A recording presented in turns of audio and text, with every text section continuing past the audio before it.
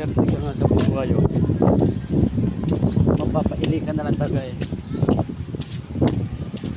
Tipong wala kang ipon kahit piso. Tapos biglang magsabi sa'yo, ako din na yung gamit mo.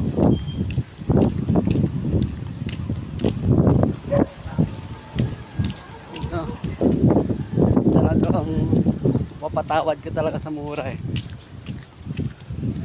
Papailing na lang talaga yun. Ang sarap talaga gawin nila inspirasyon sa buhay. Yung lubog na lubog ka na, bagsak na yung katawan mo.